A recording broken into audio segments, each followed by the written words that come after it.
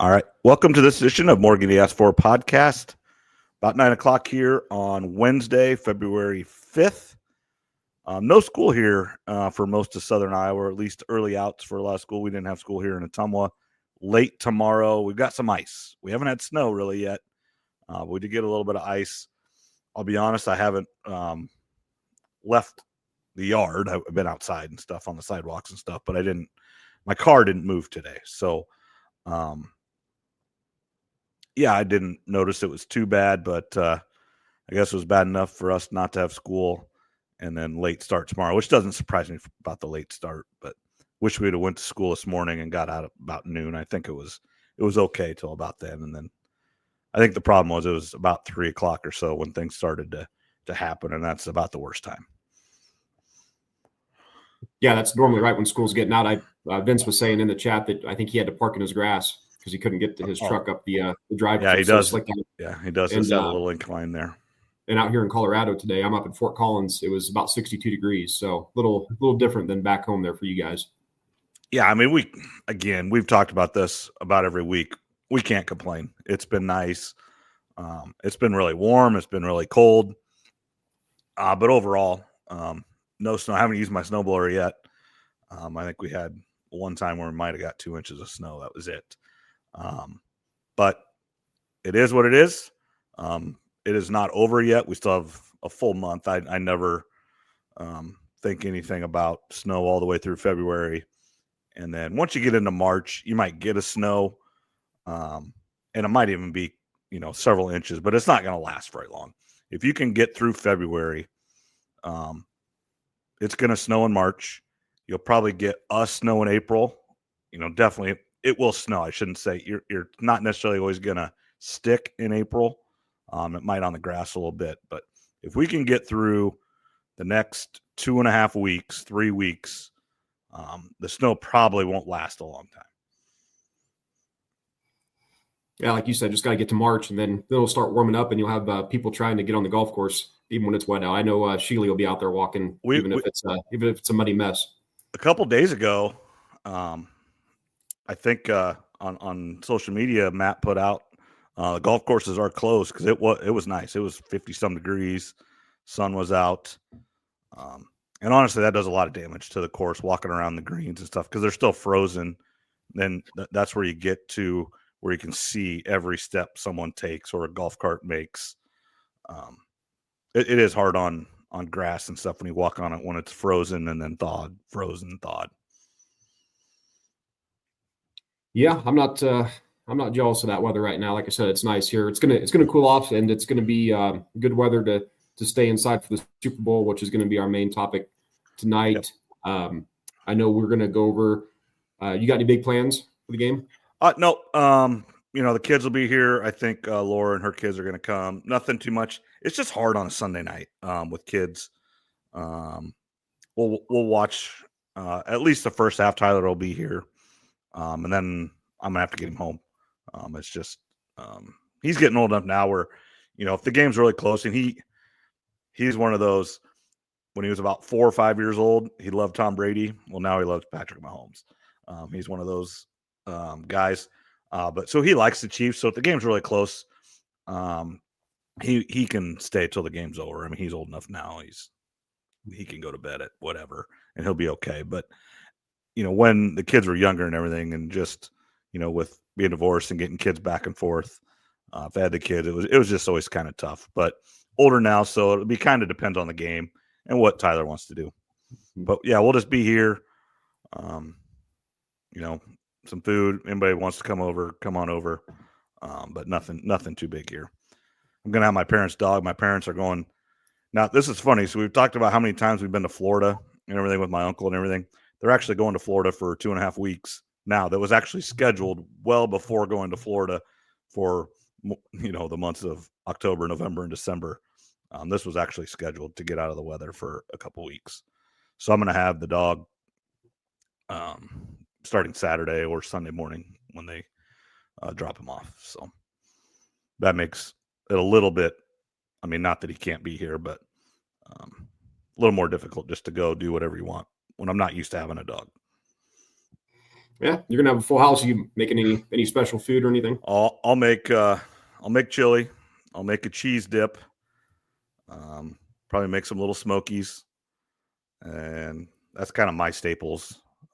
Other than that, just whatever. Mm-hmm. Yeah, no, I'm going to be at home.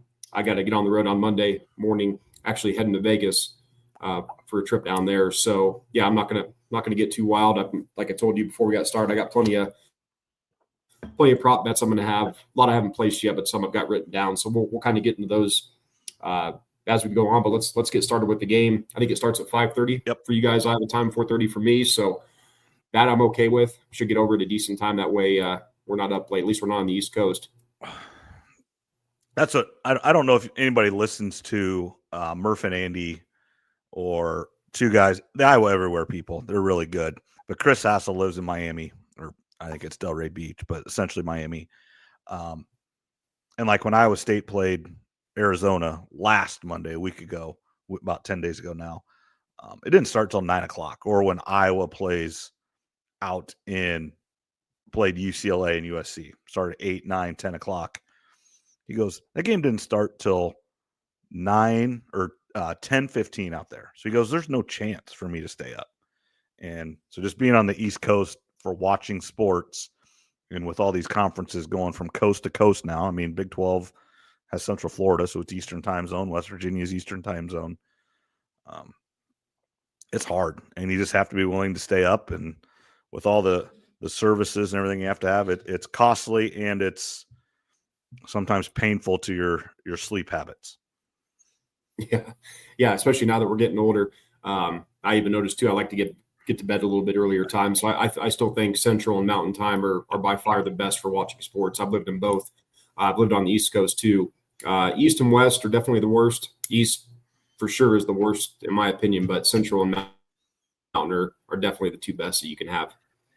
Yeah, like when you're out in the West Coast, which is, I'm just not there very often. When you're out in the West Coast, and I mean, essentially you're still working when all the games are going on.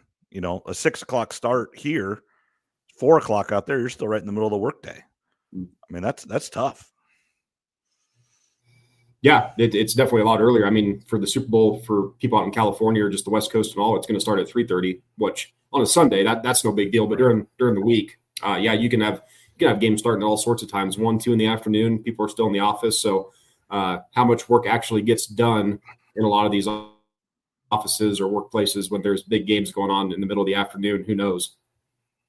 And then, of course, as we know too, the Monday following the Super Bowl is always one of the most days of people missing work and calling in sick. So be interesting to see what those numbers are this year. Yeah, there's getting to be a little bit more push on having something of moving the Super Bowl or having the day after off as a national holiday. Now, national holidays never include everybody. And there's on Murph and Andy today, they were talking, one guy wrote in, a holiday where workers don't have to work, but daycares are still open, schools are still open, so their kids have to go, but they could stay home. Now, this is one thing that, and I know it's not always the same and everything changes, but next week, the Monday after is President's Day, and that's always right around there. So if you just went one more week, which, I mean, obviously we love football, but it'd be starting to become really long. But you could just start it a week later. College football wouldn't argue that, because that would be just one that would actually help some of college football's problem. I think we're going so long. Also, where you would have that built-in holiday the day after the Super Bowl, which would solve maybe some of those problems. Yeah, that's what they're going to end up doing. The NFL is going to go to 18 games, 2 preseason games. They want to keep the 20-game schedule, so 18 and 2. They'll push it back to the President's Day week, and that's going to come here eventually during the next CBA.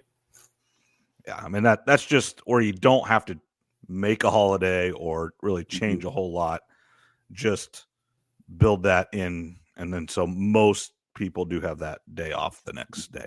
We go to school, but it's okay.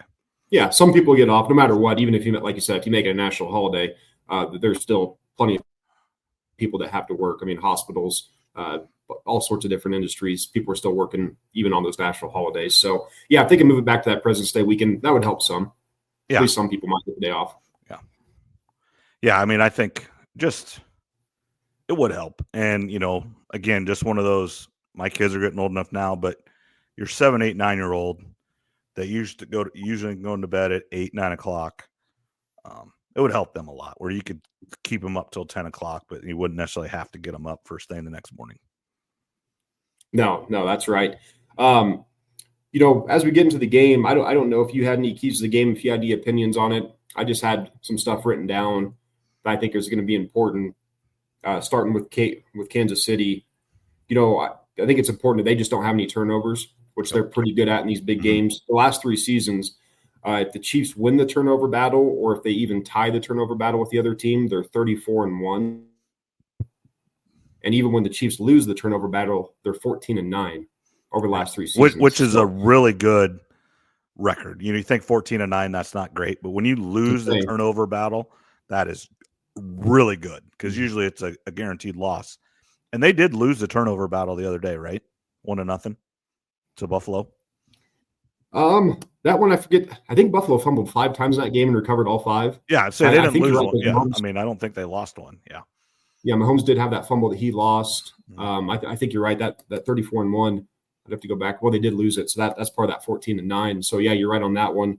And that goes for the Eagles too. I mean, no turnovers. We talked about last week. No stupid penalties. I think is another key. After the play type stuff. Don't have 12 men on the field. Illegal formations. That's all stuff you can control. If you get a holding or a pass interference, those are going to happen. Yeah.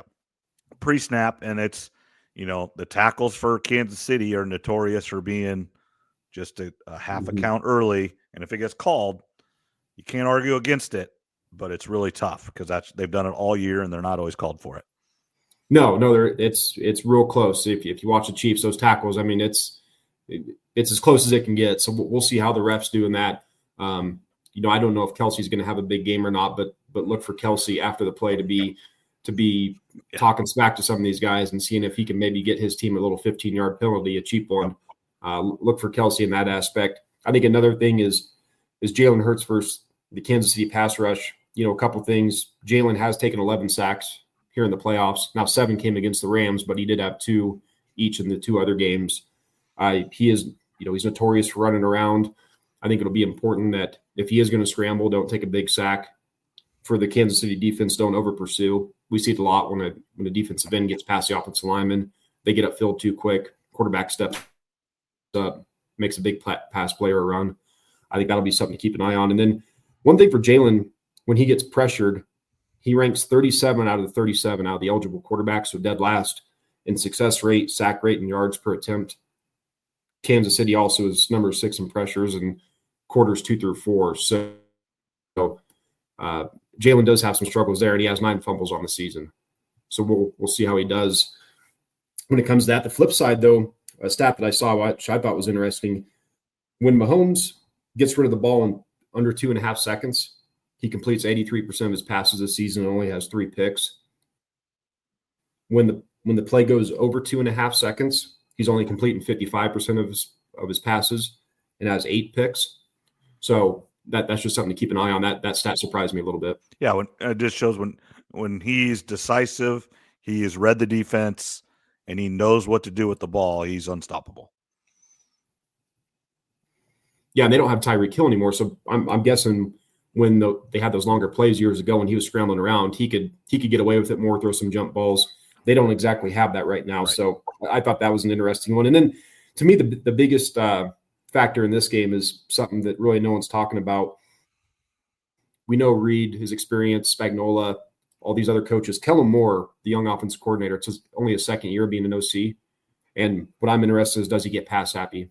Do they get down 10-0 in the second quarter, 13-3? And does he get away from the run? I mean, it sounds stupid to say it right now, but we see that with young offensive coordinators all the time. Barkley also has 77 plays this season of 0 or negative yards. Okay. So that he's probably going to have plenty of those versus the Chiefs. Yep. And again, does Kellen Moore abandon the run a little bit?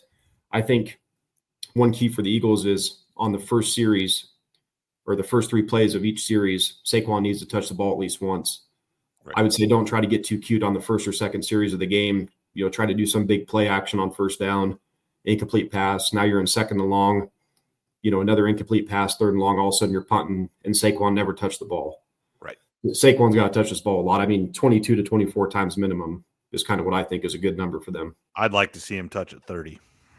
If you're going to go down, you got to go down with him. Mm-hmm. No, I agree. So again, we see it with young offensive coordinators. It sounds dumb to say it right now. Of course, you're going to feed Barkley, but if the Chiefs jump out to 10-0, all of a sudden Kellen Moore's over there looking at Patrick Mahomes and the Chiefs thinking, if we don't get a first down here, if we don't score here, they could get the ball back, and now we're down 17-0. Teams get a little panicky, especially young OCs. So that's something I'm really interested in, is do they stick to the run, even if Barkley's only picking up 1 or 2 yards? Yeah, you just have to be patient because he's going to break one. I mean, if he carries it 30 times, he's going to have 1 or 2 over 25 yards. That's just the way he's been all year. But you're right. If Kansas City wins the toss, or let's say Philadelphia wins the toss and defers, Kansas City scores down and scores a touchdown. Kansas City stops them on the first series. Maybe even they have 30, 40 yards, but they just don't score. It happens. And then Kansas City scores again. Yeah, Kellen Moore's looking over there. They got the best quarterback in the world. Now, Kansas City's not high-flying offense like they were 3 years ago, but they're not going to make mistakes. They're not going to beat themselves. They're still going to score points. Yeah, does he just abandon it? Now, it's okay to do some play action, but don't be afraid if you're Jalen Hurts just to swing it out to Saquon and get it to him, even in a passing situation, but still get the ball in his hands. Yeah, I'd like to see Saquon have at least 3 or 4 pass attempts, chances of getting a reception, give him 20 to 22 runs, 3 or 4 catches in the game. But yeah, definitely, I'd be happy close to that 30 mark, just like you said. I think his over-under on rushing attempts is 21 or 22 on and the sites. So. That's right at what he should have. Mm-hmm. And the other thing that happens in these games, it happens in college football, it happens whose big-time player, biggest player, gets a little dinged up, has to sit for a few series, or maybe he's done for the day. It happens. Whether it's a cornerback or a safety, doesn't even have to be, or like if you're a Chiefs, if it's Karlaftis off the edge, he gets, just a little shoulder or something, he's got to sit, and then they make a big play. Those are situations to see and pay attention to if somebody has to sit for a series or 2, or even miss out the rest of the game on things that just happen in this game that sometimes get overlooked, I think. Yeah, there's a lot of people doing prop bets. I think Saquon will lead the game in rushing is like minus 350. First of all, I don't like that in general because you're not getting much on return. What if he gets banged up in the first quarter? Yeah. I mean, he may not lead the game in rushing. And then if he gets banged up just in general, what if he doesn't reach his rushing attempts or his yards? Because a lot of people are betting overs on those. So It's just something to keep track of. I think this is, getting into the, the final score here and who we think is going to win. And then I think we're getting into some prop bets and stuff. But a lot of people have this being high scoring. These are 2 of the best defenses. I've actually got this one just because all the scores I see are high. I'm just going to predict a lower score just for the heck of it, because I think sometimes in these Super Bowls teams can get pretty tight. The Chiefs have been there before, and so have the Eagles, so maybe that won't be an issue. But I think these defenses are going to control the game early.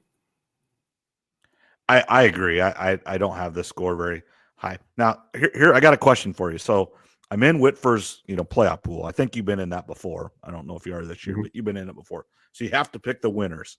Yeah, I almost won it 3 years in a row back when I lived in Oski. Yeah, so I was first or second. So here's I'm in second place. I'm 4 points behind Van Moore. Van. Mm-hmm. So obviously, I just have to pick the opposite of him. How I need to go tell Van who you picking. I just need to go up to him and just ask him, don't I? So you don't know who he's picking? As of right now, no, I don't. And any idea? I know he's a Hawkeye fan, but does he have? I don't know. I don't even know what kind of fan he is. I don't know if he's a Chiefs fan. I don't know, if he's a Giants fan that just hates the Eagles or something. It's one of those. Mm-hmm. You almost have to think he'd take the Chiefs. He's only missed 1 game in the whole thing. He missed Detroit, over which the whole league did. Every person missed that one. No, that's the only game he missed in the entire playoffs. Yeah, I don't know. That's a tough one. You got So today's Wednesday. Yeah, so so I got a few more days, but if you see him up there Thursday, Friday, or Saturday, just ask I him. have to go up Friday night. He usually goes up there Friday. I got a referee Friday, but I think I'm gonna have to go make an appearance. There you go. Yeah, find out who he's gonna take. Did you have a final score in the winner? Yeah, I'm gonna go. Overall, I'm not a fan of either team. Doesn't really affect me either way. But I do think the better story is the Chiefs winning. So I'm going to pick the Chiefs 24-17. Close, lowish scoring. I mean, I wouldn't say that's low scoring, but it's lowish scoring. I'm going to take the Chiefs because it's just never happened before, and that's just cool. I think for me, as a not a fan of either team, that's the story. It'll give us something to talk about. It'll be neat to see. Tom Brady's calling the game. He's had opportunity for 3 in a row, never made it, never quite did it. And I think that's just the better story. Now, and then the Eagle fans are just the worst fans. I don't want the Philadelphia to win anything just because their fans are awful. Yeah, I mostly agree with you on most of that. I've got the Chiefs 23, the Eagles 20. So you and I are pretty much the same as far as total points in this game. The Chiefs offense really isn't explosive anymore, as we know the Eagles is. So that's the one thing that gives me a little bit of hesitation about a low-scoring game, at least as far as the Eagles are concerned. But I'm going to go 23-20 Chiefs. Mahomes MVP. I do think that Butker could have quite a few field goals in this game, which we'll get into in some props here in a little bit. But yeah, I feel like the defense, especially early, will control it. And if they can keep Barkley contained to 4 and 5 and 6 yard runs through most of the game, the Chiefs defense, then I do think it's going to be a lower scoring one. I'm right with you. Would it completely shock me if it was 35-31?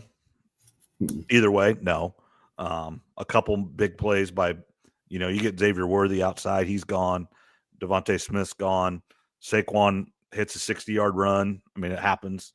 To get, another touchdown or two, it wouldn't surprise me at all. But if it's played just the way I picture it, again, you're right, 23-20, 24-17, just however, if you hold them to a field goal or they get the touchdown, or towards the end of the game they're down and they got to go for it and they don't make it, that changes the score very easily like that.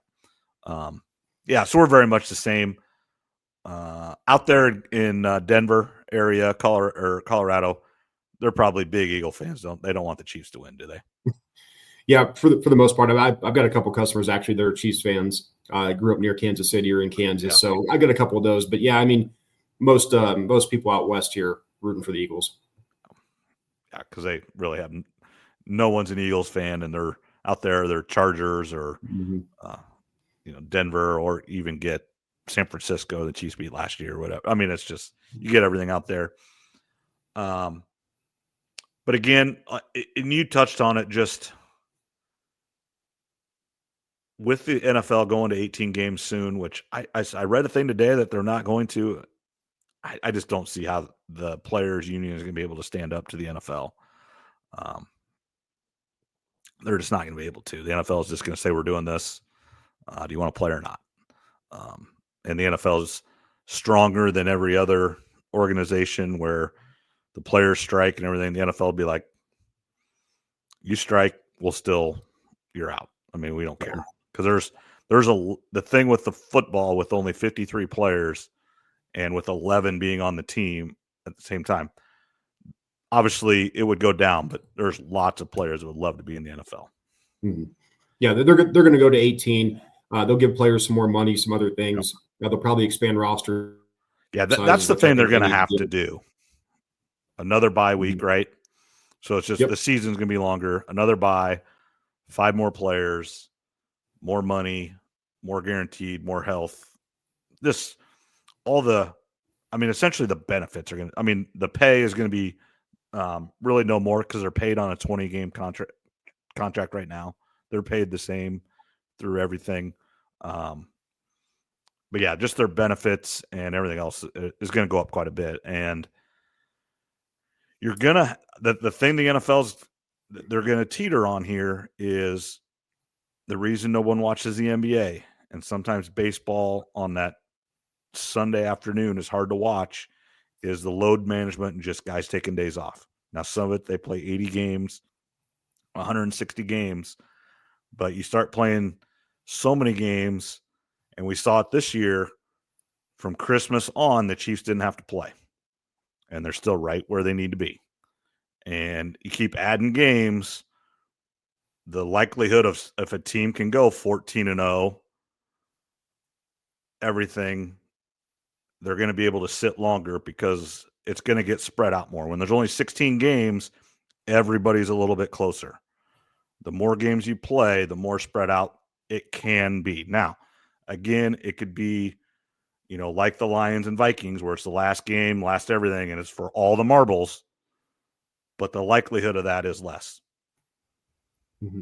Yeah, we talked about this a couple months ago. I said 18 is the max number of regular season games that they need to go to. I hope we're not here in 10 years talking about 20 regular season games. I think 18 is the max number. I think the NFL knows to stick at that, specifically because of injuries. The more games you're going to play, they don't want their stars missing games. So there's a fine line of we can all make more money, but we also want the best players out there, especially in the playoffs. And as far as like the last couple of weeks go, as you're mentioning, there's still going to be at least 1 or 2 games up for the division title out there at the end of the season. There's going to be those teams that, 2 bad records are playing for a draft pick, as I like to call it. So it'll be a mix, but I think 18 is the max. I think they need to stop it at 18, though, as far as regular season goes. All right. Yep. Anything else? Let's go to all your prop bets and everything. With the Super Bowl, New Orleans, President Trump is there. Now, this was an interesting thing that I saw. This will be the first time in 59 Super Bowls that the sitting president is going to be in attendance. I would have thought that would have happened before, because you see presidents go to World Series games. You see him go to national championship games. Bill Clinton, when he was there, went to Arkansas, was in the national championship game in college. He went to the championship games and everything. So just surprising that it's that way. But do you think, especially with what happened, earlier this month, well, I guess last month now, I guess it is flipped into February now, happened in New Orleans, a month or so ago with the Sugar Bowl. Obviously, everything's super buttoned up, tightened up. Then with him coming, it's just crazy. Got to be complete craziness in New Orleans. Yeah, I'm sure security is really tight. I know a lot of the sports guys I listen to just got there either last night or today. So I'm sure there's a bunch of security you got to go through. I would have guessed that some other presidents over the years in the 90s would have gone to the Super Bowl or something. That is a little bit surprising. I was actually going to ask you this before we get into prop bets. When we grew up, the Super Bowl, there was a lot of mystery to the Super Bowl. We've talked about this before because how we consume coverage. Nowadays, you've got Instagram, TikTok. Yeah. There's way more coverage. And I think I know the answer. If you won free tickets and just any random Super Bowl, would you have rather gone today, or would you rather gone in the 90s to the Super Bowl? Oh, the 90s. It's not close. It was much more of a football game then. It is a spectacle now. The football is actually almost irrelevant. It's a TV show. It's a concert. It's make sure everybody sees I'm there. I think like the cheapest ticket is like $7,000. That's insane. I mean, no regular person. Now, I understand, but if you're just a regular Chiefs fan and you love the Chiefs or you love the Eagles, you can't go. You don't have an option. That's what's sad. It's not an option to go. Like if Iowa State plays in a national championship game, you may have to spend $500 to $1,000 a ticket. Now, not everybody can do that, but a lot more people can afford $500 or $1,000 than $7,000 to $10,000 a ticket. Yeah, the tickets are outrageous. You're right. Any regular person or even people that make pretty good money can't even afford that. So it's a lot. And I don't know if anybody under $1 million a year can afford that. And even $1 million a year, that's a lot. Mm-hmm. Yeah, that's a lot of money. I just remember like in the 90s and early 2000s, like this week, media week was a big deal. I remember getting home from school and watching PTI Around the Horn Sports Center because you wanted to see all the coverage. I'd get on Packers.com, NFL.com, and forums. I'd print off stuff the night before. I'd print off articles and stuff that was going on, and then I'd print it out and take it to school the next day because I wasn't a big I wasn't big into paying attention in classes. So I'd print off stuff and take it and read it during study hall or during math class or stuff like that because it was tougher to get. Nowadays, you got Instagram, TikTok. It's just so the media week to me isn't that big of a deal as it used to be. And back when we were younger too, it wasn't always 2 weeks. Sometimes it was just the next week. Correct. Mm-hmm. It hasn't been a week off every year forever. Forget when, now you're kind of throwing me off with that. I think there were some just 1 weeks, but not a lot. I'm not going to say there's a lot, and it's been a while. Mm-hmm. But then the other thing that was always big, and I remember watching this, and my grandparents, I still have the pictures and the autographs and stuff that my grandparents got with them. Was right after the Super Bowl was the Pro Bowl in Hawaii the week after. And they flew everybody out there, the families, everything. And one time my grandparents were in the same place all the players were.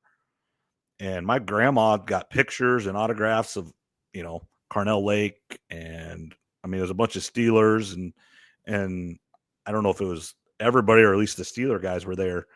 And the Pro Bowl was a big deal. And that honestly, it makes me so sad to watch any of the All-Star games now because, again, money ruins everything.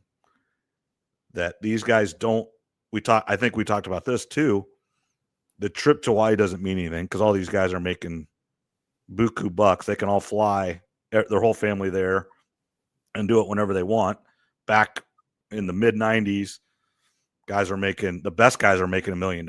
So, again, a $10,000 vacation – you didn't do that all the time. And then I guess the Pro Bowl was this last week, and it was like 79-67 or something in flag football, and the NFC won. Eli beat Peyton. Yeah, for as far as football goes, I don't even think there needs to be a game. The risk of injury, I don't blame guys for sitting out. Basketball's become a joke. Baseball feels like the best one, but yeah, just back in the day, it used to be a lot different. Like you said, now it's just a big spectacle. All the stars want to be seen. Hey, look at me. I'm sitting here with this person. I'm sitting there.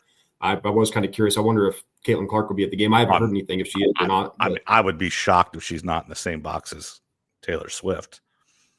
I almost wonder if Taylor it's one of those, it helps everybody.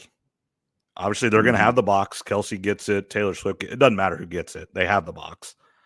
And Caitlin Clark's a huge draw, which we're going to get to her here pretty soon, talking about her jersey retirement, and Taylor Swift. That collides pop, entertainment, and sports.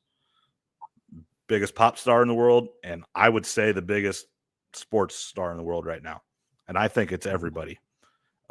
There's nobody bigger than Caitlin Clark right now. LeBron is probably the only one that has an argument.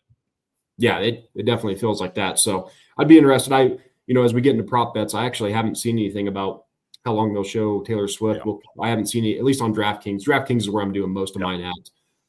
And they've got a lot, which we're going to get into here. Let's start with some of them. Every year I do this. I'm not going to go through all, just give you a couple. I like to do the final score. Can you get the correct score? Yep. Long shots, but I like having a few of those on each team just because it gives me something throughout the game to root for. I'll do a couple low ones, a couple in the mid-20s, and then a couple in the 30s.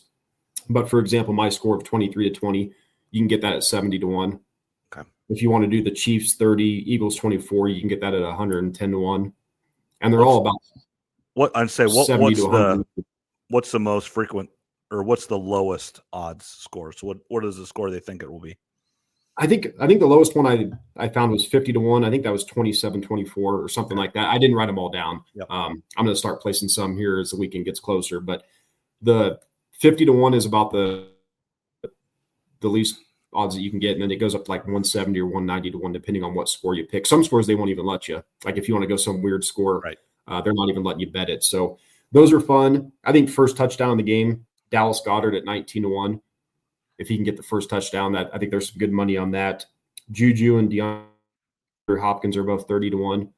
Now, again, if the Eagles get the ball first, and you have Juju or D-Hop, you got to hope that the Eagles don't go down and score, because then you automatically lose. I can't remember who I was listening to that said, pay attention to Hopkins. He's not done a lot, but this is why the Chiefs brought him in. Kind of like a Beckham in the Rams, Now Beckham ended up getting hurt in the game and not being able to finish, but brought him in late in the year, wasn't a Ram all year, good, and then was having a great Super Bowl until he got hurt. Yeah, I think you can get, D-Hop first touchdown 30-1, but I think you can get him at any time touchdown 5 or 6-1. So if you're looking for a little better bet on that, that's one way you can go. Some props that I've already bet. This one sounds too good to be true, and it's not a super long shot, but it's long shot enough. Saquon Barkley and Kareem Hunt both to have 5 yards rushing each quarter. That's plus 425. Yeah, I was talking. So the guy I teach with, Kyle, he's a Chiefs fan, and you sent us that in the chat, and I brought that. He goes, I like it, but he goes, if Pachenko would come out and run it really well right away, Hunt may not get a carry in the first quarter. Yeah, and Pacheco hasn't played a ton in the playoffs. He's coming back from that injury. So, yeah, and watch it be Barkley in the first quarter that has like 2 rushes for 3 yards because they get 3 and outs, and then he goes for $120 the next 3 quarters, and I lose it. So I don't have a ton on that, but I did throw a little bet. Some others, I got Juju, Watkins, and Noah Gray to both have 2 catches, at least 2, at plus 250. Harrison Butker to make 3 field goals in the game, plus 310. I like this. I like that if I do, and here's one thing I want to see out of this game is, let's say the score gets a little wonky, and somebody's down 8 in the middle of the third quarter. Don't freaking go for 2. You're going to have to score again. There's way too much time. I'm seeing this. So they're down 2. They don't get it. The other team scores again. You go score again. Now you don't have a chance. Now you can't go for 2 this time because now you're down farther. So now you got to score, kick the extra point, and now you got to go score again. Chasing points too early is starting to drive me nuts. And I know the analytics are telling them that, because from 2 yards to get 2 yards is pretty good bet. But unfortunately, a lot of teams are having a lot of tough times with that. And the Chiefs stopped Allen doing the same thing that the Eagles are going to try to do. Essentially, now I think the Eagles are a little better at it because they actually get behind and push. The Bills just run a quarterback sneak, and Allen's just really, really good at it. But I just don't like teams chasing points. Just kick it. You're going to have to score again anyway. Now, I know it'll suck if you lose by 1 and you don't score for 15 minutes, but most times in the NFL, in the last 4 minutes of a game, one of the teams is scoring. Yeah. No, you're right. The Eagles will be the team that if they're going to chase points, it'll be the Eagles. Andy Reid's one of the most conservative coaches in the NFL, so he'll gladly take field goals. That doesn't bother him at all. If it's fourth and goal from the 3 or 4 yard line, I wouldn't be surprised if he just kicks it. So I like Butker at plus 310 to make 3 field goals. He won't miss. He won't miss. No, he's really good. George Karlaftis to get a sack plus 113. I like that. He's got 7 sacks in his 3 years in the playoffs. So I think that's a pretty good one. And then probably some bets that are likely to hit. You can tease the Chiefs Chiefs plus 7.5. So if you think the Eagles are going to win, you can get the Chiefs plus 7.5 and Barkley to score a touchdown, anytime touchdown, minus 115. I think that's pretty good because Barkley's probably going to get a touchdown if the Eagles are going to win. Butker to make 2 field goals and Jake Elliott to make 1, minus 115. Minus 115. I'd say you're going to have to lay some money for that one. But yeah. Yep, but that's Butker 2, Elliott 1, minus 115. Elliott's really good, but I don't trust him on a long one. If they need a 57-yarder, I don't know. His long on the year, I think, is 50, and he's missed 8 field goals, and he missed an extra point in the playoffs. So he's struggling a little bit, but I think he could get 1. You could go Chiefs money line and a Barkley touchdown plus 208, and you could also switch it up, Chiefs money line and a Hurts touchdown at plus 315. Now, if anybody listening is first time getting into betting, and anytime touchdown has to be rushing or receiving. Yeah. can't be passing. Yes. So that could fool some people if you want to. Yeah, for Hurts, he can't throw it to Mhm. Devontae Smith or whatever. No, he'd have to receive it or rush it. So, which he's gonna, I would bet. I mean, Hurts anytime touchdown is gonna. You have to lay a lot of money for Hurts anytime touchdown. I think he's minus 110. Barkley's minus 195 for anytime touchdowns. That's not as much as I thought. And then there's some other ones where you could do who's going to lead the game in passing, rushing, and receiving. Okay. And this one, Mahomes to lead in passing yards. Okay. Devontae Smith to lead in receiving yards. Mm-hmm. And Saquon to lead in rushing. You can get that at 12-1. And there's a bunch. You can combine those with all sorts of different players. That's an interesting one there. As far as MVP goes, we talk about every year, whatever team you think is going to win, you bet the quarterback. Yep. This year is a little bit different, though, because with Barkley. Eagles, Barkley, I think, is plus 235. I didn't have it written down. And then Jalen Hurts is like plus 320 or plus 350. So if you think the Eagles are going to win, it makes it a little bit tougher because you got to pick one of those two more than likely. Whereas the Chiefs, you probably just go Mahomes. Yeah, I mean, something would have to go a little bit haywire if the Chiefs win for Mahomes not to be the MVP, because it would have to be they got close and they handed it to Pachenko or they handed it to Hunt twice. I would say if the Chiefs win and Mahomes does not win the MVP, they don't even score 20 points. Mm-hmm. That's where they win 17-14, and it's a Hunt touchdown. And maybe it's a long pass to Worthy, but Mahomes only has $120, you know. And yeah, if we get a low scoring game like 16-13, that's where I think Chris Jones at 60-1, George Karlaftis at 90-1 could be in play. We've seen defensive players win it before, and then I bet Cooper DeJean at 200-1. I threw $1 on him.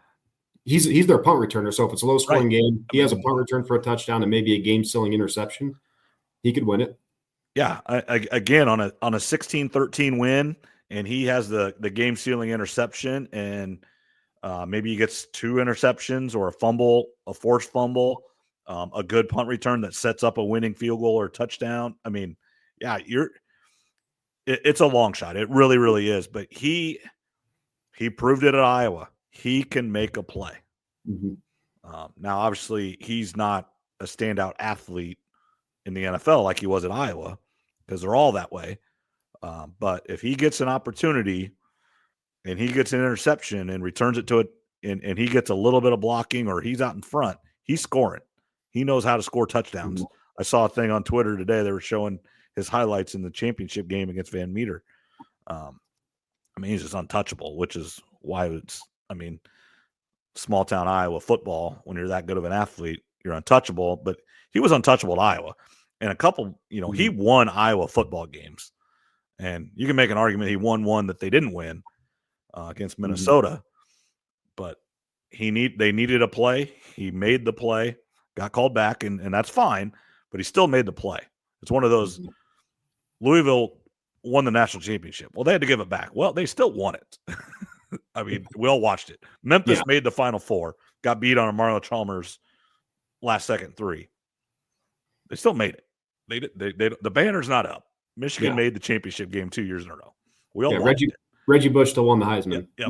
Well, he got it back. He has it back now. He's back now. But yes, he has the ability and is put in situations where he can change the football game. So he has a chance. Yep. And then just a couple more. I did bet Chiefs kicker or the return man Nico. He's 600-1. We've seen one special teams player win an MVP before in Desmond Howard, so I did throw $1 on him at 600-1.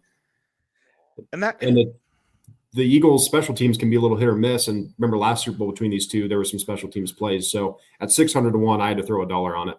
Yeah, it's one of those. You look at Desmond Howard; he drives me nuts on game day, but you forget how good he was because he wasn't a great receiver.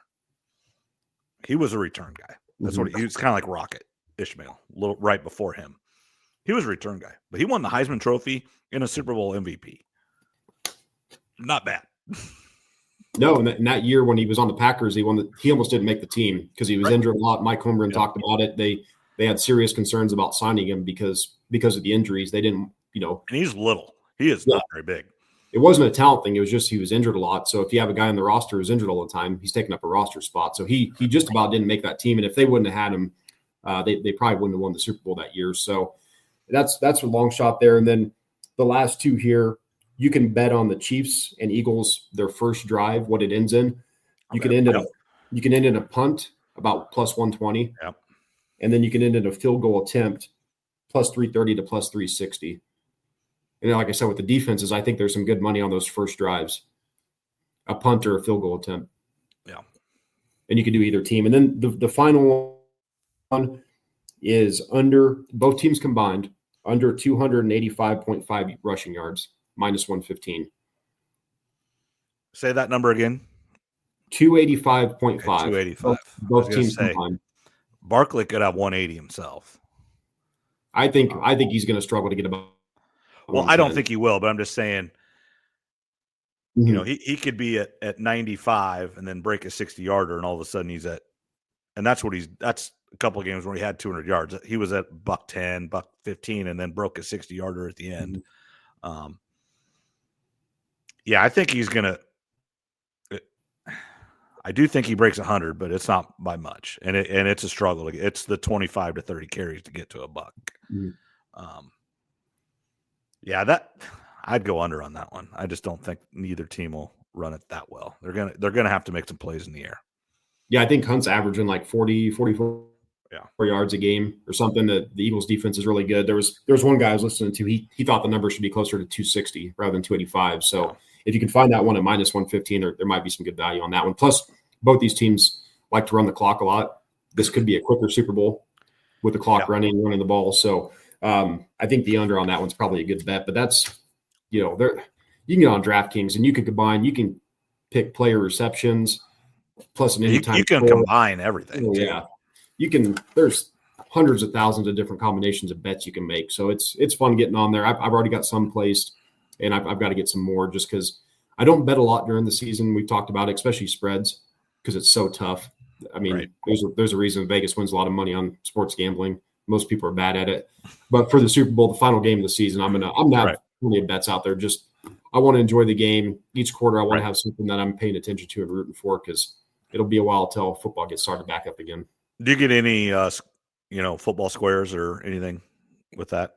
I'm in a couple of those. I'm in a couple. Yeah, I got to find out what my numbers are, but those are probably not out yet. Actually, not out yet, but problem is they're all fundraisers, so it's one of those. If you win it, you feel like you just got to give the money back anyway. So I probably wouldn't win money, but they're fun though. Yeah, that was when I was young. It was. I think the first time the Bills and the Cowboys played, so it'd have been 93. Was that because they won 90, 92? They won 90. I forget. 91, 92. So I was like 12, 13. Go to a buddy's house, and his dad has squares up there, and my dad buys 2 or 3 squares for me, and the same ones hit. I got like 0 and 7. I got good numbers. And the first and second quarter were the same, so I'd won double. So it was good first time, and I've been gambling ever since. You're addicted for life after that. Yep. Yeah, then, kind of same thing. I'm 18 years old. We go to Minnesota to gamble because you can gamble at 18 there. I won like $1,000 on a slot machine in the first like 5 pulls. It's like, it was. I don't like slots, but I mean I'll play them. But it's one of those. Well, this is fun. Yeah. I took that $1,000 and went to the blackjack table and probably lost it all. But most likely, that's typically how it goes for most people. But no, I think the prop bets are fun. I mean, a lot of them, even if you're someone that just doesn't want to gamble a bunch of money, if you got $10, you can find a few different bets, and it gives you something to pour throughout. And you can bet things that have nothing to do with the game. You can bet the Super Bowl singer, halftime songs, halftime length, the Gatorade bath. Yep. Coin toss. Coin toss. You can find things that have nothing to do with the football game. Yeah, so it's fun. I think there's a lot of different ones. I'm probably going to have too many, but like I said, it's the final game, so I'm okay with it. Like I said, each quarter I want to have something. I'm going to have to print off some sheets of paper and kind of keep track as the game's going on. Like I said, I'll just be watching by myself, so that's gonna give me my entertainment for the night. All right, awesome. Let's transition to college basketball here. let's start with the Iowa women and Caitlin Clark. Did you watch this? I did not, and I have not watched the highlights or anything yet. I did not watch this. Did you? Yeah, I watched the game. Okay, so let's do the game first. Big time upset. Played really well. Like Lucy Olson played like Lucy Olson's supposed to play, and that's when your best player plays the way they're supposed to play, and you're in a raucous environment. That's what can happen, and that's what makes basketball different than every other sport. And when you have a home crowd like that, and it's going nuts and psycho, and you want to impress who's watching you, that's what can happen. Yeah, it was a great game. I think Iowa got out 18-1 in the first quarter. Then USC comes back, which you expected. They're a great team. They're going to come back and close that gap. They actually go up going into half. Right. And then you're thinking, I was thinking too, I was like, all right, that was a nice story in the first half. Can Iowa really keep it together in the second? Juju struggled in the first quarter, especially. Then she got going. But yeah, it was a great atmosphere. That's USC. Juju's a famous player, but they haven't played in front of a crowd like that. Mm-hmm. And nobody plays in front of a crowd like Iowa, especially when Caitlin Clark's in the house. It's just different. So I definitely think that had a factor in the game. I thought before if they could keep it within 10 or 15, that'd be pretty positive. Well, they go out and win it. So now they've won 3 straight. And I don't know I forgot to check if they're playing tonight. They might be, or maybe it's tomorrow. I think they play tomorrow. Iowa State played tonight. They beat Cincinnati by 20, the Iowa State women. Okay. But yeah, it was a big win. It's 3 in a row now. Now they got to build off it, because if they're a bubble team, where they were, well, win over USC is going to get you. That's going to get you the nod in. Right. A big win like that. So they've got 2 or 3 games coming up that they can win. Teams that are in their ballpark as far as the standings go. And in my opinion, they need to win all 3 of them. If they can do that, then they really give themselves a good chance. But it was a fun game to watch. This year, the first 10 games or so were pretty fun. Then they've had their struggles.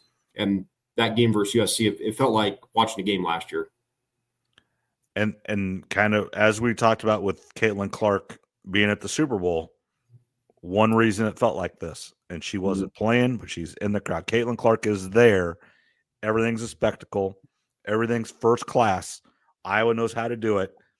And this shows, and we talked about this last year and the year before, Carver Hawkeye Arena, when it's full, when it's engaged, is a really good home court advantage. But for the men's game, they're not engaged and it's not full. So it's really bad. But you put the product out there, or you put a player out there, it can be a great home court advantage. And it has been. Growing up in the 90s when they were on Channel 17 every game, that place was rocking with Tom Davis running up and down the court, full court press, Chris Street, Jess Settles, Jared Koch, all those guys at the front of the press, just, the white guys from Iowa, and that's just what it was. And I know that's not how you play basketball today, but it can be a great arena. Now, does it need improvements? Yes. Hilton Coliseum needs improvements, and they were going to do it, and then COVID happened, and now you're going to have to pay players, so the money's just different. Things are different now, and that's okay. But just getting back to the Iowa, they're in a world of hurt. I do think Fran's time is done. It has to be now, I believe. And now it's just who you can get. There's one call to make, and he's got to turn you. You got to make him turn you down. You got to give him everything he wants, everything he needs. And that's DeVries out of West Virginia. But we'll see. Yeah, I'm not even plugged. Like I told you the past few right, but it's their best players out, and every injury is different, but it's just so weird to me. We have 3 players in Iowa right now that have a hurt hand. You got Taman Lipsey at Iowa State that everything says it's broken thumb, and he's playing. He's got it all taped up. He's actually playing pretty well. You have Milan Monsilovic from Iowa State, broke his hand. Surgery, back in 4 to 6 weeks. He's not back yet, but he's getting closer. Then you have Freeman, broken hand, surgery, done for the year. Now, I understand every injury is different. Everything's different, but it's weird how 3 different scenarios with 3 different outcomes and situations. I would assume Lipsy needs surgery, but if he had surgery, he's out for the year, and he just said no. Now, his situation is a little different. He's probably not an NBA player, so he doesn't have millions and millions and millions of dollars. Now, I think he could probably play G League or overseas or whatever, but he's probably not a millions guy. Monsilovic, 6'9" guard, 3 guy that can shoot the heck out of the ball. He's probably got money in the NBA, so he wants to get it taken care of right away. And then Owen Freeman, a little more, we don't know yet, but definitely has aspirations and has some ability to get to the NBA. And then there's some question marks too. The team's not very good, probably not going to the tournament. They've got to start winning some games to even get to the Big Ten tournament. That's a whole different conversation. Not every team gets to the even Big Ten conference tournament this year. And is he just want out? Is he going to transfer? That's the rumor mill. It's just every situation is different and every injury is different. And it's weird how it's 3 different players in 3 situations here in Iowa. Who's Drake's head coach? Could Iowa go after him? Well, yeah, Ben McCollum, first year at Drake, 21-2. He was born in Iowa City, grew up in Storm Lake, played at BV. I think he went down and I think he played at Nyack in Mason City and then went to Northwest. And then assistant coach, head coach was at Northwest. So, yes, if you can't get DeVries, I think that's another phone call you make. It's one of those you don't know. He won several national championships at Northwest. Obviously, the 1 year at Drake, really, really good. Local guy, probably not going to jump ship every few years.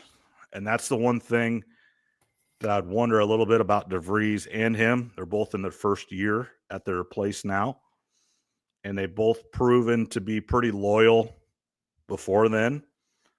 DeVries was at Creighton for like 20 years, 5 years at Drake, where he could have left almost every year if he wanted to. And then at Northwest, he won 4 or 5 national championships. So you can't tell me that somebody wasn't calling him every year after a national championship. Now, maybe not for a Drake or an Iowa, but a team like, Murray State or one of the Sun Belt, Mississippi Valley State, those teams, some D1 school was calling him. I'd be shocked if they weren't. Is Josh Sass the assistant coach at Drake too? Yep. Could he go along to Iowa, or maybe he could be the next coach at Drake? He's been the head. He was the head coach at Indian Hills for 1 year. Mm-hmm. Was assistant there and then went up, I think, to North Dakota and kind of bounced around. And was head coach at DMAC as well.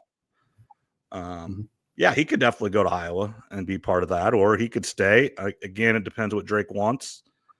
I think Drake's a pretty good job right now, so I do think it would probably be somebody that has head coaching experience at a higher level, or at least more time. Like if he would have, say he'd have been the head coach at Indian Hills for like 5 years and then went to Drake as an assistant and then that guy left, definitely more likely. But I would say he'd probably get an interview there. But assistant at Iowa might be a better job than the head coach at Drake. Right. Depends what you want. Head coach at Drake, if you could win again, then you can go get a head coach bigger. So probably, I shouldn't say that. Probably the head coach at Drake is better than the assistant at Iowa. But if you're not going to get the head coach at Drake, obviously the assistant at Iowa is a way better job than the assistant at Drake. Yeah, both would be pretty cool no matter what one you're in. I mean, he's in a good spot right now as assistant at Drake in the season that they're having. So no, that's pretty cool to see him there, them having success. Getting back to Clark though, they played a great game. Did you watch the banner? I mean, it's USC stayed after and watched. I thought that was pretty cool. That was a class act and a great job by whoever idea that was. If it was a head coach, if it was Juju, if it was the AD said you're watching, it doesn't matter whose decision it was. Great job by USC, and tough for them to go back out there after the loss. Just like there was a lot of worry about the celebration after the game because everybody assumed Iowa was going to lose. Or like, well, that's going to kind of suck.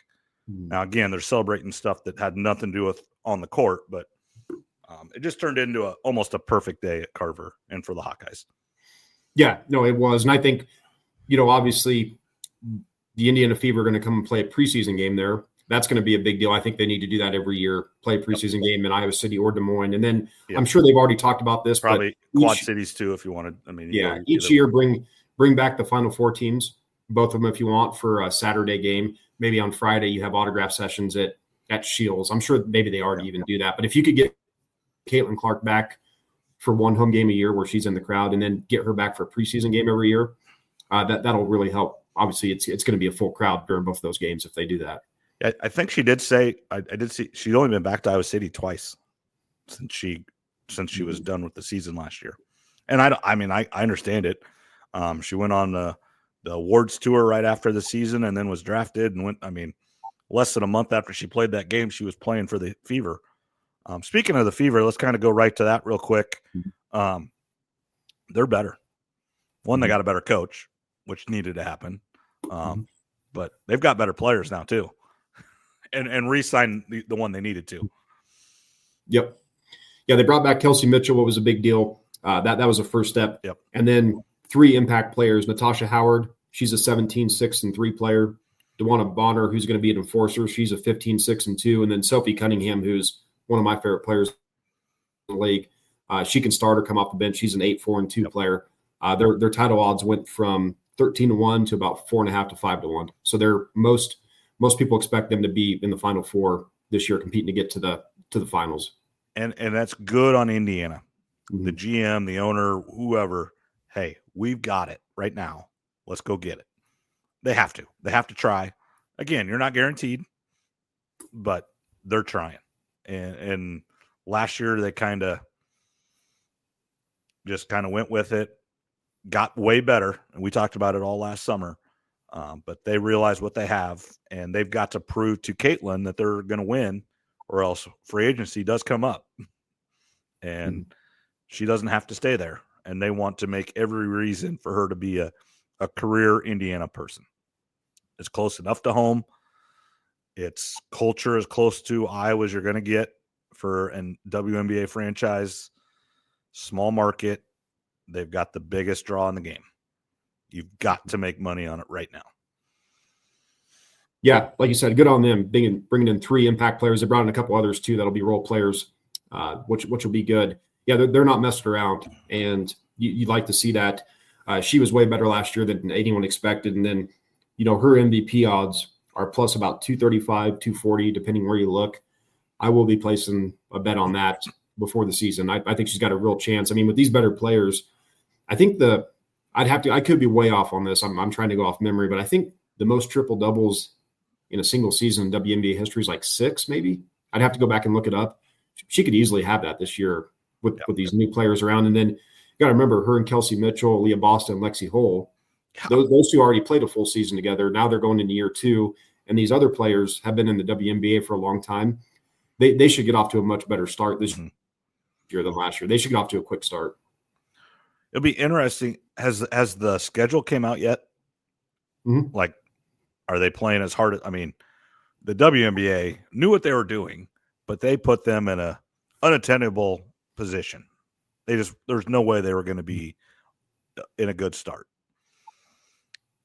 No, it's a much favorable schedule. So it's a normal schedule, you could call it. So unlike last year where it was 11 games in 20 days or something ridiculous. So no, they should get off to a good start, and by the end of the year they should be competing. So yeah, as you said, they're not messing around. They're trying to prove to Caitlin that they're committed to winning now, winning every year. That way, hopefully, when her contract's up and she's a free agent, like a lot of these players are, which we're seeing right now, she re-signs there and doesn't go somewhere else. And let's just talk this real quick, and then we'll get to Iowa State to finish up here. Luka Doncic, AD. Shocking. More shocking that there was no leaks to this. It was, I think, truly it was those two guys that decided they were going to do it. Probably both had the power to make the decision without really telling anybody, and they did it. And probably at the last second called their owner and said, "This is what we're doing." And both owners signed off or whatever and said, "Okay." Now everybody's going, "Well, what are the Mavericks doing?" But I've heard the more this has happened, the more time that has passed, I'm hearing more and more people that for this year and for next year, Dallas got the better end of the deal because they're with Kyrie and AD. It's going to be better. Now, long run, not good because AD's street clothes. He's 32 years old or 34, whatever he is. But immediately Dallas didn't get as fleeced as everybody thought. And the other thing, if I'm Luka, I'm not happy because I just lost myself a lot of money. Two reasons. One, I'm going from a state that does not have taxes to a state that has the most taxes. And then two, now he cannot sign a Supermax deal because he's not on the same team. Yeah, the short term, there's a lot of people that think that Dallas is going to be, they're going to compete for a title the next couple of years. The Lakers, I mean, Luka's he's a top 3 player in the league. I think I saw a stat that he's already scored more points than 95% of all NBA players all time. He's only 25. So if he likes it there the next couple of years, the Lakers have their superstar for the next 10 because they'll re-sign him at some point, however that's going to work. Yeah, but probably the most surprising trade in the history of sports that I can remember. Now, there's been other big trades like the Russell Wilson trade, but we knew those were coming. We knew weeks in advance, months, or even years. Russell wanted out of Seattle for about 2 years. Those rumors were floating. This came out of nowhere, like you said. Nobody saw it coming. And there's sports shows that I watch at the day when I'm at home or if I'm driving. If I miss them, they upload them to YouTube. And most of the shows I watch, most of their topics get 50 to 150,000 views, like by the next day. All of these were over 1 million. I mean, when Shams broke, I mean, it was, I thought it was a joke at first when I saw it. And I don't even pay attention to the NBA that much. I look at the standings about once a week. That's about all I do, just to see who's good, who's not. A lot of sports shows I listen to talk a little NBA, so I have a little understanding of who's playing good and who's not. But yeah, even this was, I saw it. I was like, holy crap. I mean, Luka's only 25, so we'll see how this turns out. But this could be this could really be a lopsided trade all time, especially if Dallas doesn't get a title out of AD. And then a lot of people have forgot or didn't know, but Mark Cuban is not the majority owner of the Mavericks anymore. So he's not the one that did this. He only owns like 24 or 25% of the team now. He sold it to Adelson's, the big people in Vegas that own the Wynn and some of the big casinos in Vegas. Speaking of the people you listen to, Coward and Nick Wright are in cahoots now, right? With their podcast. Coward bought Nick Wright's podcast, essentially. Yeah. Okay. I mean, Coward runs the volume. It's a podcast company that he started. And he's got Shannon Sharp. He's got Nick Wright now. He's got John Middlecoff, who's probably my favorite. He used to be a scout for the Eagles. He knows a lot of people with the Eagles and the Chiefs. And he's got a bunch of other people on there too. I think about a year and a half ago, they said the value of the volume was over $100 million for that podcast company. Now it's got to be closer to 200. And he says he's got no intentions of selling it. His dream job, he said, was to be an NFL GM, which he said will never happen. So this is his version of getting to be a GM. He listens to people talk and watches videos, and then he goes out and signs them. So he's like, it's kind of like general I get to be a manager GM of podcasting. Yeah. He says it's more fun to him. He's not even really worried about the money. He's kind of his own boss. He hires a lot of people that he likes that are his friends. So yeah, I didn't see. I just saw it earlier. I don't know what the amount was, but no, I didn't see it. I just saw that. I saw the highlight that Nick Wright is moving to Colin Howard's the volume.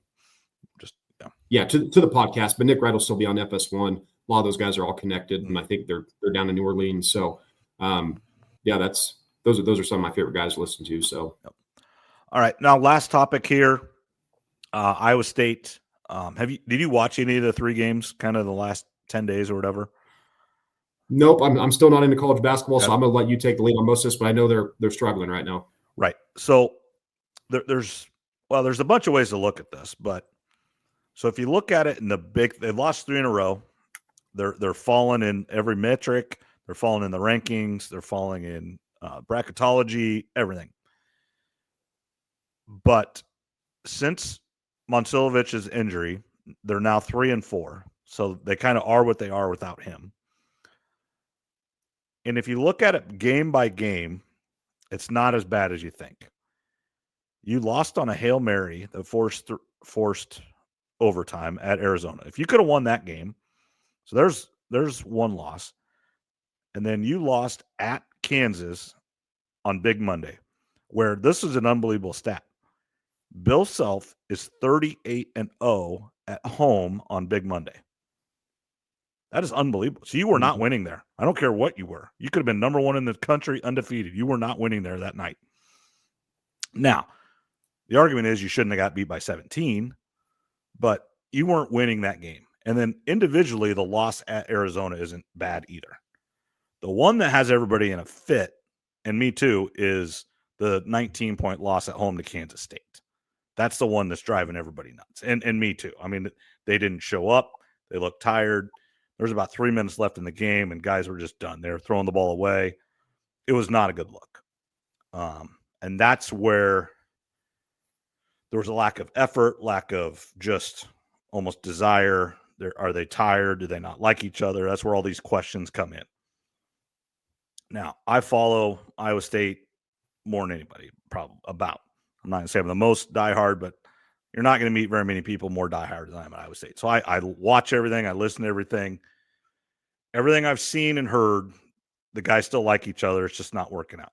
And what's happening is without Monsilovich, the last 2 games, there's been 3 points off the bench. So they're playing with 5 guys, and when they bring in the guys off the bench, they're playing 5-on-4. That's what I'm seeing. Guys, they're just all standing in the lane. So now Gilbert and Lipsy cannot get in there and make plays. And they kick it out, and no one makes it through. They went 3 for 21 from three-point range against Kansas. You're not going to win. You're not going to beat anybody going 3 for 21. So when Monsilovich gets back, it's going to separate the defense because they're going to have to cover him. Because if they pack it into the lane, they're going to kick it out. He's going to shoot it, and hopefully he shoots his 44% like he was before he got hurt. And now they're going to have to guard him. So now there's one less guy in the paint. Gilbert can get all the way to the hole. Or now you have Curtis Jones out on the three-point range too, because now you got 2 guys out. It just solves everything. Because right now, Nate Heisey and Brant Chatfield coming off the bench absolutely give you nothing. And what has showed me, and this has been Iowa State's pattern, and I agree with it because they don't have the money. They're not going to pay $2 million to a guy like Coleman Hawkins. They're not going to do it. They go get mid-major guys that are going up a level. And Nate Heisey from UNI and Brant Chatfield from Seattle or whatever, they're not ready for Big 12 play. Now, they're both 5th, 6th-year guys, but neither one of them are Big 12 players. They're really good non-conference. They can do a lot of things. Heisey can guard guys, but he can't play on offense. He averaged like 15 a game for UNI. He can't. I could shoot as good as he is out there, and that's really bad because I'm horrible. He's made like 1 3-pointer in all Big 12 play, and that's so they're playing 5-on-4, or sometimes 2 of those guys are out there, so they're playing 5-on-3 on offense. So everybody's wondering why the turnovers are up and the shooting percentage is down because you got 5 guys guarding 3. So Gilbert can't get in the lane, Lipsy can't get in the lane, and then they're just all over Jones. And that's the problem. So here's the good thing. You've got 4 games in a row here where you should win. Teams that are bottom half of the league. Now, Kansas State was bottom half of the league too. So you've got to show up. You got to play. But, and again, big picture. So they've got 5 losses on the year. You still have to go to Houston. So that's a loss. So there's 6. And you lose 1 more, 7. So you're going to have 7 losses at the end of the year, maybe 8 if you lose in the Big 12 tournament. So you're going to go like 24-8. Well, that's still going to be a 1-2 seed in the big scheme of things. Now, if you can go a little bit more and win a Big 12 championship again in Kansas City, now you're talking better. Now, Iowa State has the ability to run the table. And Auburn, I think, is playing a head and shoulders above everybody else right now. But Houston has a trip coming up where they go to Kansas State. I think they have to play Kansas at home. And I think they have to play Arizona. So they could lose 2 or 3 there. Arizona has to kind of do that same trip. They could lose a couple. So winning the Big 12 and some of these teams that have kind of jumped ahead of Iowa State, if you can win 4 in a row, those teams lose a couple, you jump right back up ahead of them. So lots of time left. Essentially, ask Iowa fans, it doesn't matter what you do in the regular season. If you get in the tournament and you make the Sweet 16, get the Elite 8, Final 4, no one cares what you did in the regular season. Yeah, I think I was joking with Doug the other night. I said, if you think Iowa State's a team that can get to the Final Four of the championship, now's a good time to buy because the odds are improving. Now's the time to buy low. And then I did see one bracketology. I think last night I was just looking. They did have them down to a 3 seed now, the first 3 seed. So they are flirting with that. You definitely want to stay in that 1 or 2 conversation. But again, if they can go on a run and go win the Big 12 tournament, that should secure them at worst a 2 seed and possibly a 1, right? Yeah, 1's going to be hard, unless you don't lose another game. I mean, which is crazy to think, but it could happen. Then you're right back up there because then you wouldn't have lost for a month and a half when the tournament comes. Or maybe if you just lose that Kansas or the Houston game and you win every other game and you go for them to get a number 1 seed, they're going to have to win the Big 12 tournament and then really not lose. You can't really lose any more than 1 game the rest of the way because that would be 5 or 6 losses. I forget. So they had 1 loss going in. Now they got 4. So they got 5 already. So that'd be 6. So that'd get you, I don't know, what do they play now? 38 or 39 probably. So that'd get you 32-6, something like that. That's still tough to get a 1 seed because Auburn's not going to have 6 losses. I don't think they're head and shoulders everybody else. I don't think Duke's going to have 6 losses because the ACC sucks, which that's a whole different conversation. I don't know why that league sucks so bad now. It's really not good. Duke is really good. Duke can win the whole thing, but nobody else can. So 2 of the 4 top seeds are probably taken by Auburn and Duke then. Yeah, and then you're going to have 1 other team out of the SEC. It's going to be Alabama, it's going to be Florida, or Tennessee. Those 3 teams are all in the top 10. And I would say whoever ends up winning out of that group is going to have 1 as well. So there's 3, and then you're battling for that 4th-ish. Yeah. It's going to be hard. I would say Houston's going to get it because Houston's won a couple times that looked like they weren't supposed to, but they were tough enough and held on at the end. Yeah, well, we'll see how it finishes. I'll start watching some college basketball after this Sunday. Starting Big Monday. I don't know who plays, but Iowa State I don't think does play this Big Monday. They played the last 2, but that's when I'll start getting into it. And then a week from Sunday is my favorite event to bet on. Is the Daytona 500. So anyone out there who likes betting, likes to get a rush, I don't know much about NASCAR racing just in general, but I'm telling you, if you want the funnest event to bet on, in my opinion, is the Daytona 500. You pick 8 or 10 drivers and you get down to those last 5 laps. You could have a guy in 14th place, 2 laps later, all of a sudden he's leading because you got wrecks, you got cars flipping over each other, people spinning out, you got the announcers screaming. And like I said, if you've got a bunch of drivers like I usually do, you usually got 2 or 3 there in the mix. And like I said, cars are flipping over each other. You got no idea what's going on. They go through all the smoke and the wreckage, and all of a sudden your guy's leading. And I've had it happen before where I've had a guy leading going into turn 3 or 4 on the last lap. He gets wrecked. I don't win nothing. And I've had the opposite too, where a guy's like in 8th place, goes into the final turn and goes and wins it. And then all of a sudden I win money. So I think the Daytona 500 it's the most exciting thing to bet on. I will say this. So that track, now I didn't go in it, but just I drove by it, is absolutely huge. Mm-hmm. I've never been by a big NASCAR track like that. I mean, the one in Newton isn't close to that. It's unbelievable how big that is. And it's a 2-mile track. It goes way back in there. And I just was amazed how big it was when I was down in Daytona over Christmas. Oh, the tracks are massive. I've been to Talladega twice, did a tour on the racetrack, and I think it's 65 or 75 miles an hour minimum you have to go on the turns. Oh, just to stay on there. Yeah. Just to stay on there. Otherwise, your car is going to get sucked down. So it's in person, it's really impressive. Those tracks are massive. Yeah. Anything else? We went a little long tonight, but Super Bowl, last football game. I did see, I think, 199 days till Iowa State is back. I think that was back home. So 193 or 2 days for them to play. That was weird too this week. Iowa State's football schedule just came out this week. 3 bye weeks. So bye weeks. I noticed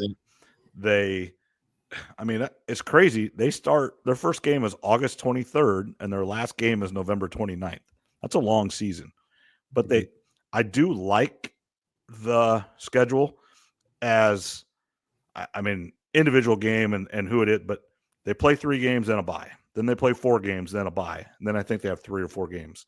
It's spread out pretty good. They don't ever play more than 4 games in a row. So it's not like they're going to get 7 games, then a bye, then play 2 games, and then another bye. They did spread it out pretty good, which I do like. Yeah, and one of the games is out here in Colorado. I was going to ask you if you make the trip out. I don't know if you could, but maybe we can go to that game. Yeah, I can't remember which. I wrote them all on my calendar. I think it's like middle of the season or so. I pay way more attention to the home games just because that's my weekends revolve around that. Right. I do think it's there in October. Because that was the one thing I was looking. I always kind of look at the games and what the weather's probably going to be. Several home games early with the Iowa game being at home, so you get that extra home game early in the season. But then it's weird because they go to Arkansas State. So it's one of those games that Pollard is cheap and will go 2 or 3 to 1. Arkansas State came up a couple years ago. They'll probably come back next year or the year after. But they are going to Arkansas State, which is tricky because Iowa State did that last year where they went to Ohio and got beat. And they've actually and then that fan, I don't know if you remember that fan that got all over Campbell and stuff. And actually Iowa State's been really, really good since then. 11 wins this year, went like 6-2 after that last year. So been really good since then. So maybe we need that fan to come do something in Hilton Coliseum on Saturday or yell at Otzelberger. Of course, Otzelberger will turn around and punch him right in the nose because I think he's a little bit more fiery than Campbell. Even though on the field they're kind of opposite. Campbell goes nuts and Otzelberger doesn't really react to anything. But if I had to say their actual personalities, I would say Otzelberger's probably a little more high strung than Campbell. But I bet Campbell's all those guys are a little high strung because they're personalities just to get those jobs in general. Yeah, no, that's right. So yeah, the schedules came out for all the Big 12 teams. I don't think I've seen Iowa's yet, but I know Iowa has Oregon and Penn State both at home in the season. So that's we'll get into that obviously in the summer once the season gets closer. But that's looking at those 2 opponents, Kirk has a tough time against James Franklin. I mean, if they could split those, go 1-1 versus those 2 teams, that'd be nice. But there's a real chance you go 0-2 in those.